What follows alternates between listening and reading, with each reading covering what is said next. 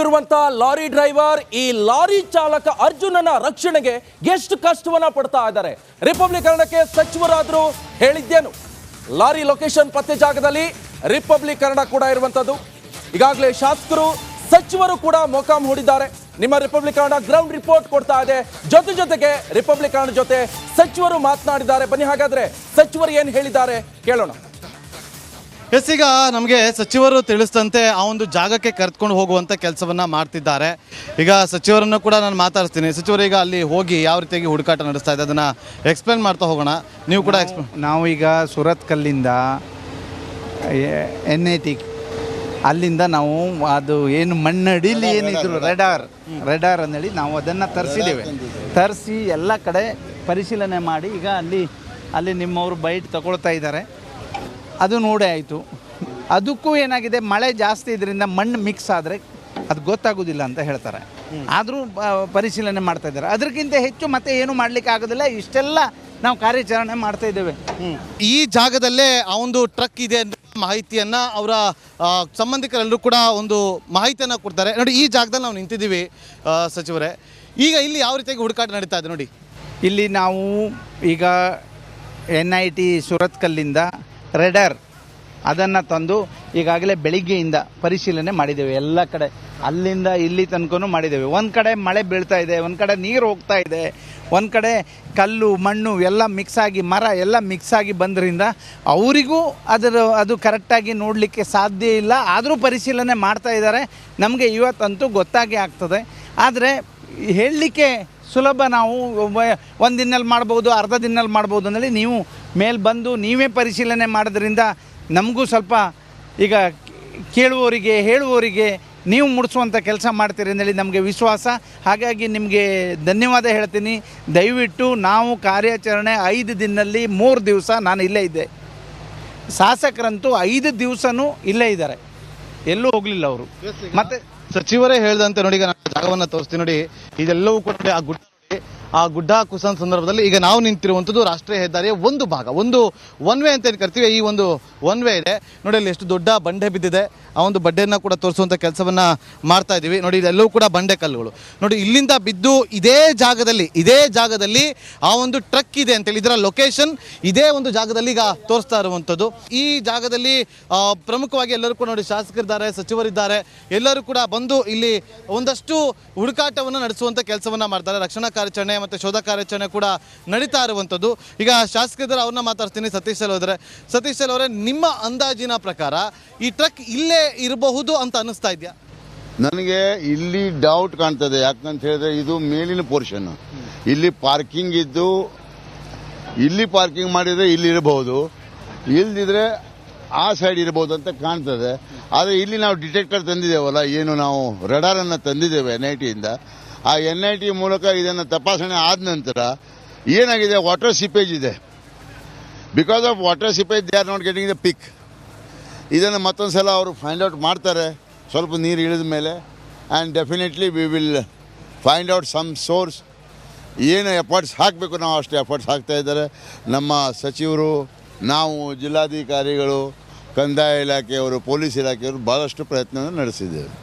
ಈಗ ಪ್ರಯತ್ನಗಳಂತೂ ನಡೀತಾ ಇದೆ ನೋಡಿ. ಈಗ ದೃಶ್ಯಗಳಲ್ಲಿ ನಿಮಗೆ ತೋರಿಸುವಂಥ ಕೆಲಸವನ್ನು ಮಾಡ್ತಾ ಇದ್ದೀವಿ ನೋಡಿ. ಅಲ್ಲಿ ಅವರು ಒಂದು ಕೋಲನ್ನು ಹಿಡಿದುಕೊಂಡು ಅಲ್ಲಿ ಮಣ್ಣು ಗಟ್ಟಿ ಇದೆಯಾ ಇಲ್ವಾ ಅನ್ನೋದ್ರ ಬಗ್ಗೆ ನೋಡಿ ಯಾವ ರೀತಿಯಾಗಿ ಅದನ್ನು ಹುದುಕಿಸಿ ಅದನ್ನು ತೋರಿಸುವಂಥ ಕೆಲಸವನ್ನು ಮಾಡ್ತಾ ಇದ್ದಾರೆ.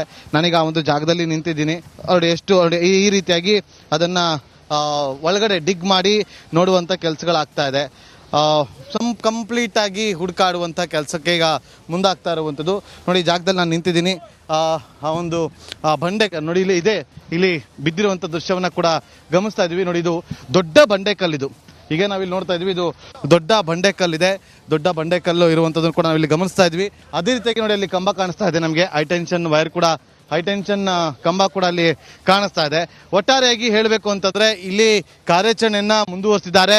ಇದೇ ಜಾಗದಲ್ಲಿ ಅರ್ಜುನ್ ಫೋನು ರಿಂಗ್ ಆಗ್ತಾ ಇದೆ ಅಂತ ಕೂಡ ತಿಳಿದು ಬರ್ತಾ ಇದೆ. ಆದರೆ ಅರ್ಜುನ್ ಫೋನ್ ಲೊಕೇಶನ್ ಮಾತ್ರ ಟ್ರೇಸ್ ಆಗ್ತಿಲ್ಲ. ಅದಕ್ಕೆ ಸಂಬಂಧಪಟ್ಟಂತೆ ಪೊಲೀಸರು ಕೂಡ ಒಂದಷ್ಟು ಮಾಹಿತಿಗಳನ್ನು ಕಲೆ ಹಾಕೋದಕ್ಕೆ ಕೂಡ ಮುಂದಾಗ್ತಿದ್ದಾರೆ. ಸೊ ಇನ್ನೊಂದು ಕಡೆ ನೋಡಿ, ಈಗ ಆ ಒಂದು GPS ಟ್ರ್ಯಾಕ್ ಮಾಡಿದಂಥ ಸಂದರ್ಭದಲ್ಲಿ ಇದೇ ಜಾಗದಲ್ಲಿ ಅದೆಲ್ಲವೂ ಕೂಡ ಸಿಗ್ತಾ ಇದೆ ಅಂತ ಹೇಳಿ ಹೇಳಲಾಗ್ತಾ ಇದೆ. ನೋಡಿ ಈ ಒಂದು ಇಲ್ಲಿ ಈಗ ಹುಡುಕಾಟ ಅಂತೂ ನಡೀತಾ ಇದೆ.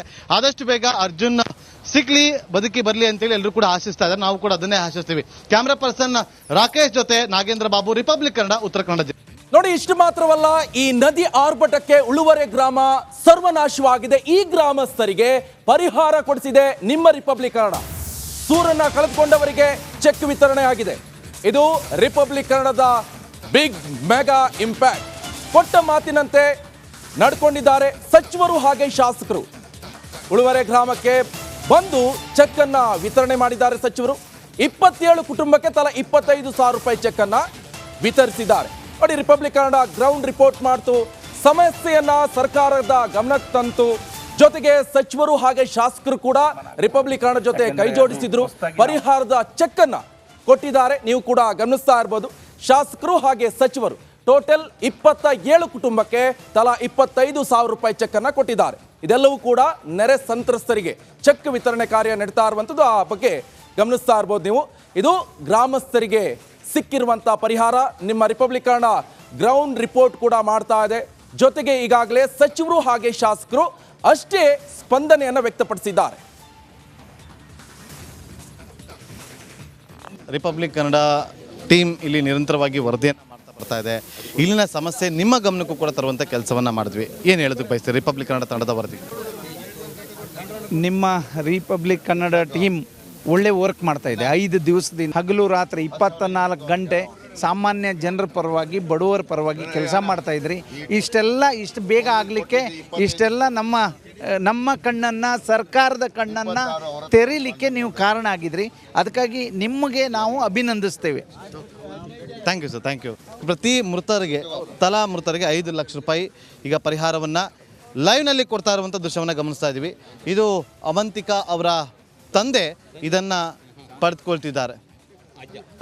ತಾತ ಅವಂತಿಕಾ ಅವರ ತಾತ ಈಗ ಒಂದು 5 ಲಕ್ಷ ರೂಪಾಯಿ ಪರಿಹಾರವನ್ನು ರಿಸೀವ್ ಮಾಡಿಕೊಂಡಿದ್ದಾರೆ. ಸರ್, ತುಂಬ ಒಳ್ಳೆಯ ಕೆಲಸ ಮಾಡಿದಿರಿ. ತುಂಬ ಥ್ಯಾಂಕ್ ಯು ಸೋ ಮಚ್ ನಿಮಗೂ ಕೂಡ, ಜನರ ಪರವಾಗಿ ಹಾಗೂ ರಿಪಬ್ಲಿಕ್ ಕನ್ನಡದ ಪರವಾಗಿ. ಇವತ್ತು ರಿಪಬ್ಲಿಕ್ ಕನ್ನಡ ನಮ್ಮನ್ನು ಬಹಳಷ್ಟು ಐಡಿಯಾಸನ್ನು ಕೊಟ್ಟಿದ್ದಾರೆ. ಯಾಕಂತ ಹೇಳಿದ್ರೆ ಇವತ್ತು ಬಂದಂಥ ನಮ್ಮ ರಿಪಬ್ಲಿಕ್ ಕನ್ನಡದ ರಿಪ್ರೆಸೆಂಟೇಟಿವ್ ಇಸ್ರೇಲಿಗೆ ಬಾಂಬ್ ದಾಳಿ ಇದ್ದಾಗ ಹೋದವರು. ಅವರು ಅದನ್ನು ಕೇರ್ ಮಾಡದೆ, ಲೆಕ್ಕ ಇಲ್ಲದೆ ಅವರು ಹೋಗಿ ಅಲ್ಲಿಯ ನ್ಯೂಸನ್ನು, ನಮಗೆ ಬಿಸಿ ನ್ಯೂಸನ್ನು ಕೊಟ್ಟಿದ್ದಾರೆ. ಅದೇ ಪ್ರಕಾರ ನಮಗೂ ಸಹ ಇವತ್ತು ಒಂದು ಅಡ್ವೈಸ್ ಮಾಡಿದ್ದಾರೆ. ನಾವು ಸಹ ಅವರ ಒಂದು ಅಡ್ವೈಸ್ ಪ್ರಕಾರ ಹಾಸ್ಪಿಟ್ಲಿಗಿರಲಿ, ಇಲ್ಲಿಯ ಜನರಿಗಿರಲಿ 10,000 ರೂಪಾಯಿ ನಮ್ಮ ವತಿಯಿಂದ ಮತ್ತು ಸಚಿವರ ವತಿಯಿಂದ ನಾವು ಕೊಟ್ಟಿದ್ದೇವೆ.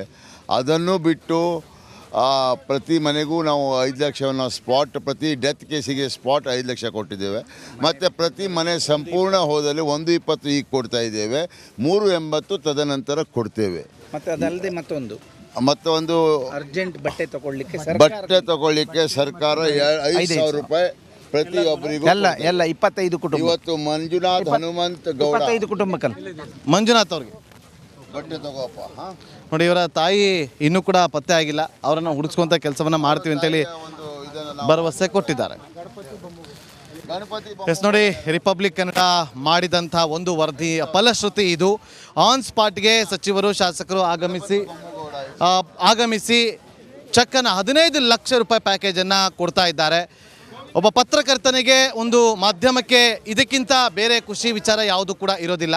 ಇದೇ ರೀತಿಯಾದಂಥ ಜನಪರ ಕಾಳಜಿ ಹಾಗೂ ಜನಪರ ಧ್ವನಿಯಾಗಿ ನಿಲ್ಲುವಂಥ ಕೆಲಸವನ್ನು ನಿಮ್ಮ ರಿಪಬ್ಲಿಕ್ ಕನ್ನಡ ಸದಾ ಮಾಡ್ತಾ ಇರುತ್ತೆ ಅಂತ ಹೇಳ್ತಾ, ಕ್ಯಾಮ್ರಾ ಪರ್ಸನ್ ರಾಕೇಶ್ ಜೊತೆ ನಾಗೇಂದ್ರ ಬಾಬು, ರಿಪಬ್ಲಿಕ್ ಕನ್ನಡ. ರಿಪಬ್ಲಿಕ್ ಕನ್ನಡ ಯಾವತ್ತೂ ಕೂಡ ಸಾಮಾಜಿಕ ಕಳಕಳಿಯ ಸುದ್ದಿಗಳನ್ನ ಬಿತ್ತಾರ ಮಾಡುತ್ತೆ, ಗ್ರೌಂಡ್ ರಿಪೋರ್ಟ್ ಕೂಡ ಮಾಡುತ್ತೆ. ಅದೇ ಸ್ಥಳದಿಂದ ಜೊತೆಗೆ ಸರ್ಕಾರದಿಂದ ಸಾಕಷ್ಟು ಪರಿಹಾರ ಕೊಡುವಂತ ಕೆಲಸವನ್ನು ಕೂಡ ನಿಮ್ಮ ರಿಪಬ್ಲಿಕ್ ಕನ್ನಡ ಮಾಡುತ್ತೆ. ಇವತ್ತಿನ ಬುಲೆಟಿನ್ ಅಲ್ಲಿ ಅರ್ಜುನ್ ಬದುಕಿ ಬಾ ವಿಶೇಷ ಬುಲೆಟಿನ್ಗೆ ಸ್ವಾಗತ. ನಾನು ನಿಕೇಶ್ ಕೊಠಾರಿ. ಈ ವರ್ಣಾರ್ಭಟ ಕರ್ನಾಟಕದಲ್ಲಿ ಜಾಸ್ತಿ ಆಗ್ತಾ ಇರುವಂತದ್ದು ಈ ಹಿನ್ನೆಲೆಯಲ್ಲಿ ಈಗಾಗಲೇ ಗಮನಿಸ್ತಾ ಇದ್ವಿ. ಅಂಕೋಲದ ಶಿರೂರು ಬಳಿ ಭೀಕರ ಗುಡ್ಡ ಕುಸಿತ ಪ್ರಕರಣ. ಲಾರಿ ಸಮೇತ ಮಣ್ಣಿನಡಿ ಸಿಲುಕಿ ಅರ್ಜುನ ನರಳಾಡ್ತಿದ್ದಾರೆ.